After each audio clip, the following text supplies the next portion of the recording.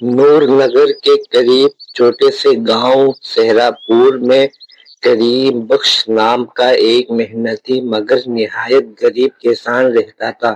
اس کی بیوی زرینہ اور اس کے 2 بچے عامر اور عائشہ اس کی دنیا تھی۔ اس سال کریم بخش نے گاؤں کے تاجر مالک رفیق سے قرض لے کر کھیتی کی تھی۔ قسمت نے پہلی بار ساتھ دیا، بارش وقت پر ہوئی اور فصل سونے کی طرح لہلانے لگی۔ زرینہ، دیکھو فصل کیسی لہلا رہی ہے، لگتا ہے رب نے ہماری سن لی ہے۔ ہاں، شاید اب بچوں کو فاقے نہ کرنے پڑے۔ ابو، کیا میں اسکول جا سکوں گا؟ ابو، میرے لیے بازار سے کیا لاؤ گے؟ مگر خوشی زیادہ دیر کی نہ تھی۔ ایک رات طوفانی بارش آئی۔ کریم، پانی کھیت میں بھر رہا ہے۔ یا اللہ، میری ساری محنت۔ کریم بخش دوڑ کر گیا۔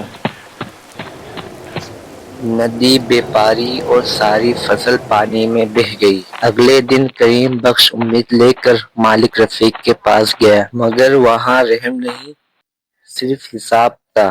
مالک جی، تھوڑا وقت دے دیجیے، سب کچھ برباد ہو گیا ہے۔ مالک نے کاغذات لہرا کر کہا، کاغذ کہتا ہے زمین اب میری ہے، جذبات نہیں چلتے۔ ہاں ہاں۔ یوں کریم بخش سب کچھ ہار گیا۔ زرینہ، مالک نے زمین چھین لی ہے۔ اللہ خیر کرے گا۔ ابو، اب ہم کہاں جائیں گے؟ گاؤں میں اب ان کے لیے کچھ نہ تھا۔ خاندان نے جنگل کے کنارے ایک ویران جھوپڑی میں پناہ لی، جہاں ایک خاموش درویش بابا سلیم رہتا تھا۔ بابا، ہمارا سب کچھ ختم ہو گیا ہے، برائے مہربانی ہمیں رہنے کے لیے جگہ دیجیے۔ اس نے صرف اتنا کہا۔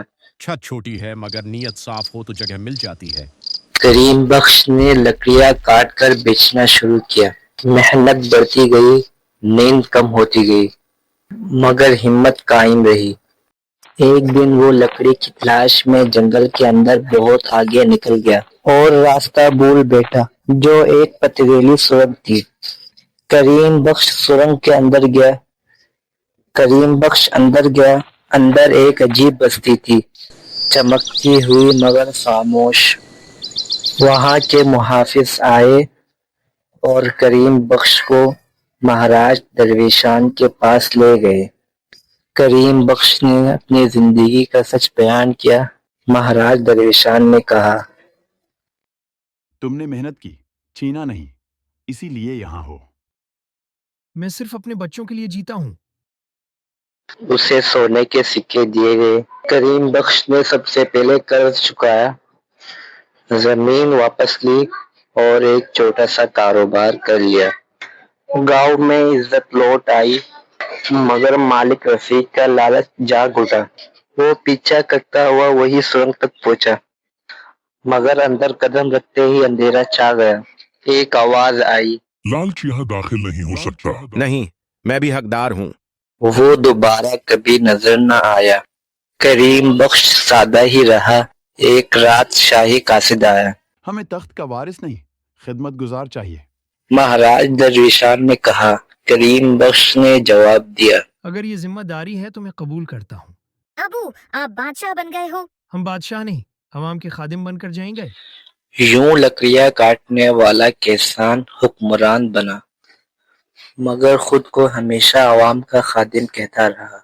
سبق: لالچ انسان کو گرا دیتا ہے اور محنت اور سچائی انسان کو وہاں پہنچا دیتی ہے جہاں قسمت بھی سلام کرتی ہے۔